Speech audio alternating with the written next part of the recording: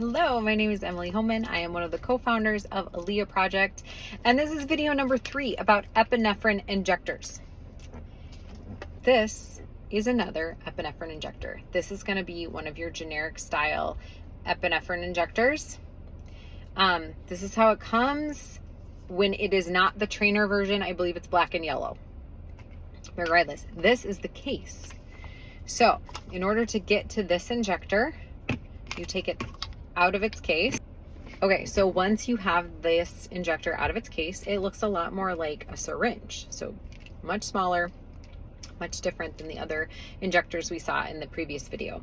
And just like one of those others, it has 2 safety releases. So you need to remove the top and the bottom.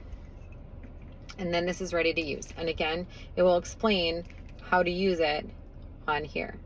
Now, this one also injects with the orange to the thigh, but I don't know if it's this trainer or if it's how this injector actually works, but this doesn't have as intense of a click.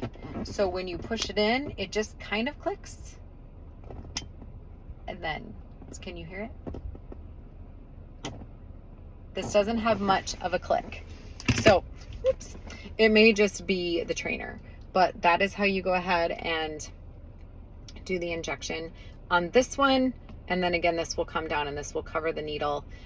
If not, you just put these back on. These are also used to cover the needle back up, and then can put it back in its case so that it is, safe and can safely be disposed of.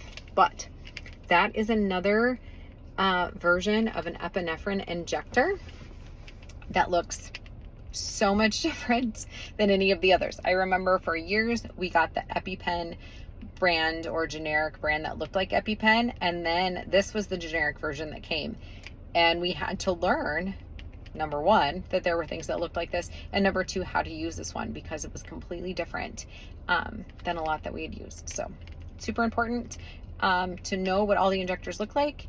Let me know if you have an injector like this at your house.